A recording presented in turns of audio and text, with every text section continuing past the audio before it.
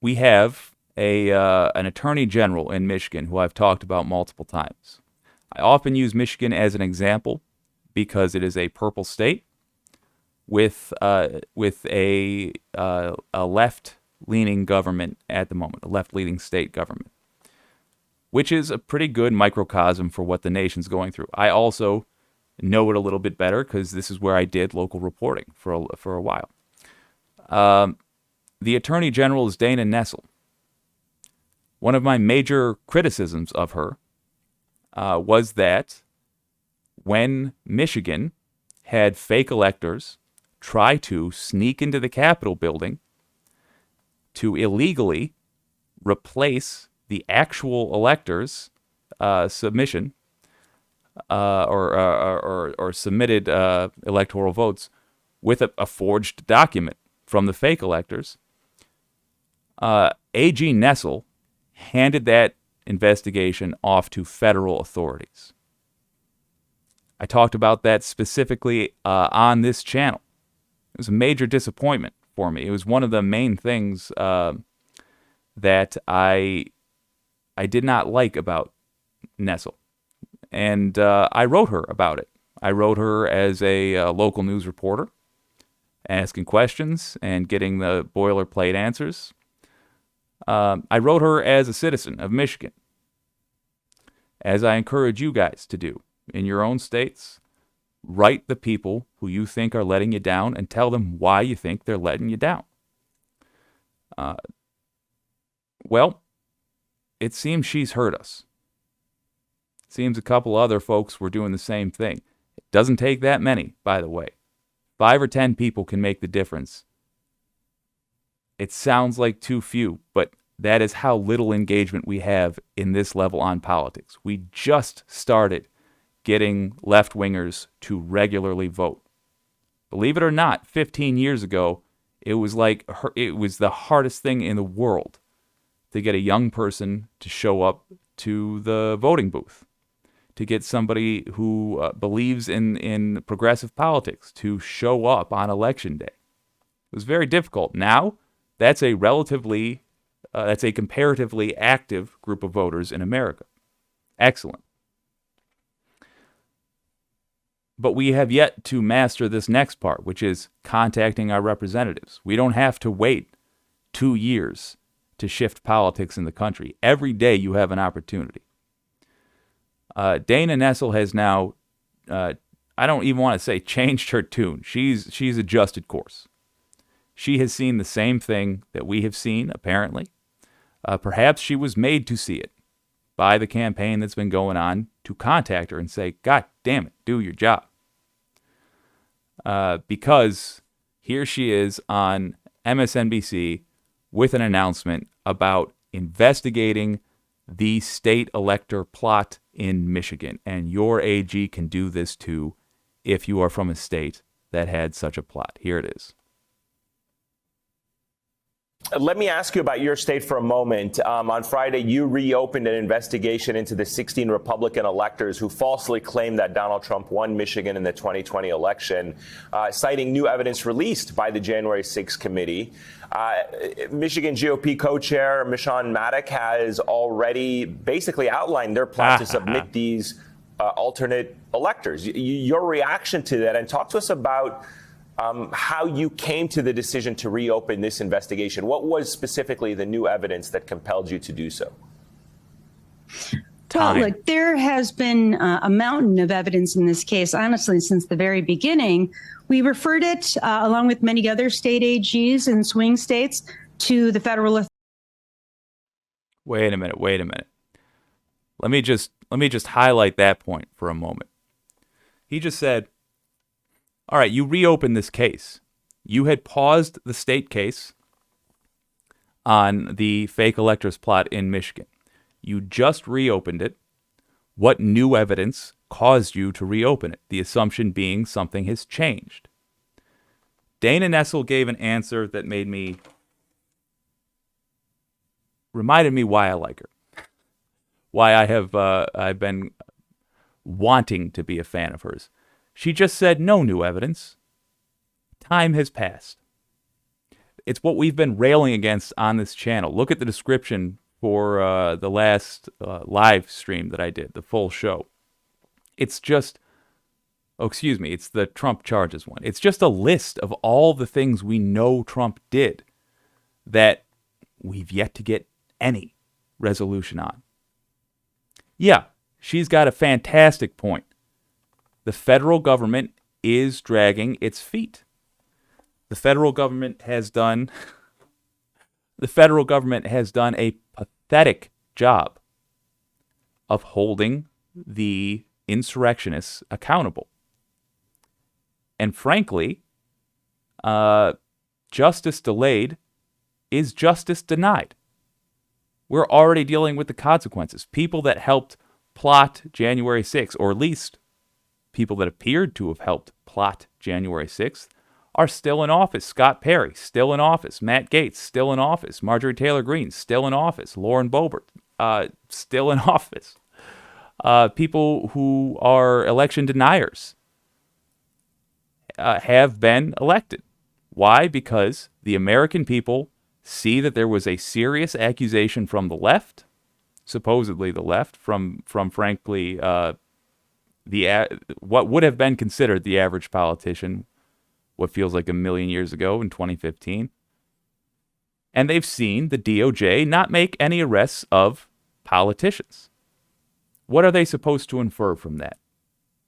That it's just one political party making a lot of noise. So quite correctly here, Dana Nessel, bad motherfucker who I respect, has just said there hasn't been a change, at least in the first part of her answer here, other than too much time has gone by. Bear in mind, I was riding her butt about this phrasing. I was pushing her on this back when I was a local newsman. I've had a career change since then. I've begun to build a YouTube channel since then. By the way, greatly appreciate a like and subscribe. That much time has passed that I got tired of waiting and was trying to ask that gal about it. Add on a year and she's arrived at the same conclusion. Authorities and, the Department of Justice, I assume, is continuing to investigate. But we're really at a point where it's hard to make sense of why, with this, evidence that we see each and every day and that has been presented by the January 6th committee, why we wouldn't charge under state law when we have the evidence to do so. And the law supports those charges. And obviously, the federal authorities, I'm certain, will continue to move forward. But, the way I see it is here in the state of Michigan, it's a 14-year felony to pass a bad check. Every day in my department, we issue charges of, welfare fraud and unemployment insurance fraud for things that are so relatively minor compared to the offense of attempting to use a document to overturn a presidential election where over 5.5 million people voted in our state. And it's really hard for me to explain to my constituents. This mother effer spittin'. Absolutely. Bam, bam, bam. Also note, she talked about right away what is publicly known. Again, something we harp on constantly on this channel because the repetition is necessary. It's got to stick in your mind. We can't just let it become background noise. What is publicly known right now is enough to justify serious investigations into these people. Some of what is publicly known is enough to charge. Just what's publicly known, what happened in front of cameras, is enough to charge. So they're going to do an investigation. They're going to dot their I's and cross their T's, but she's spitting. Don't let me stop it. Let's keep hearing.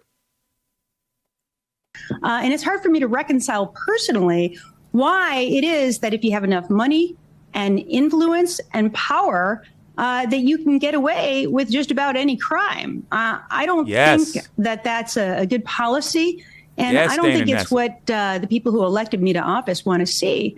And that's why I think it's time to move forward on this matter and to, resume our investigation. That is the song I like to hear. Yes, Dana Nessel.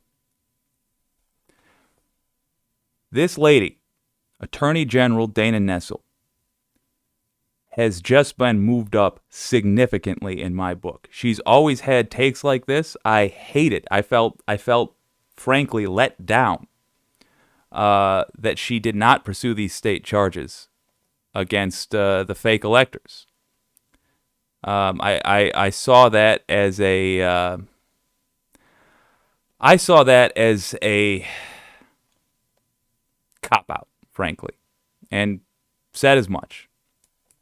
But you got to give credit where it's due. I'd like to show you what you can do, by the way. I tell you all the time what you can do when a politician or the Attorney General, someone in the Justice Department, does not live up to your expectations.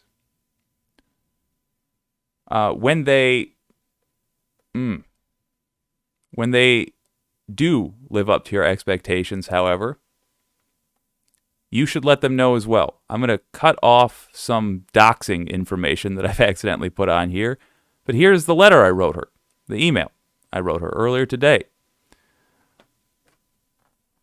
Thank you for reopening fake electors case. Thank you for reopening the investigation into Michigan fake electors.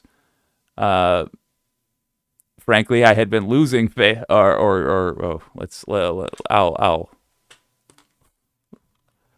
me read my full email here. Thank you for reopening the investigation to Michigan's fake electors. I was critical of you when you put your faith in the federal government to seek charges, and I am glad to see that you two have now recognized that justice delayed is justice denied. You have my complete support as a Michigander, and I look forward to a speedy prosecution of the people who tried to deny the value of my vote. Signed, your old pal Jake from Williamston. Tell them when they're doing good. Support them when they're doing good, just like we say to support them when they are letting you down. The value of this is that you will continue to see politics, politicians, and those in the Justice Department doing things that you want them to do. It's that simple. We talk about echo chambers a lot, right? Oh, I hate when people say right rhetorically. Ugh. We talk about echo chambers in the media all the time. If you are in politics, you are entering into a right-wing echo chamber because right-wingers contact their politicians. They contact the Justice Department. Right-wingers don't hesitate to do this. People on the left need to start. We need to get rid of that echo chamber. We need to make our numbers known because we vastly outnumber the people in this country that want to see harm done to it. But it's hard to know that when you are in this game, when you're a politician, when you are in the Justice Department, because who do you hear from?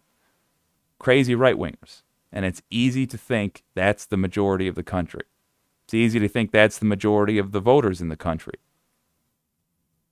Ultimately, they do want to represent, particularly, the great irony, people on the left have principles, which means they are more likely to think, well, even if I don't personally believe in something, it looks like my constituents do, and I'm here to represent them. So if they only hear from right-wingers, guess what they're going to do? In this hypothetical, for perfectly justifiable reasons. It's our job, your job, my job. Citizens of the country, it is our job to make our voices heard. We can do that without leaving our chair. You can send a 2-sentence email. It's that simple. You Google the person you're looking for and the word contact. You will find quite easily their contact information. Take advantage of that. It seems to have worked in the state of Michigan with the Attorney General. There was a grassroots effort.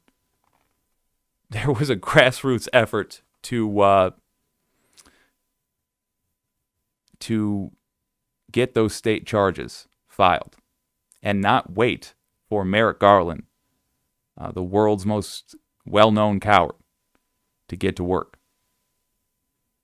Awesome. You'll love to see it. Dana Nessel, congratulations. You did the right thing here.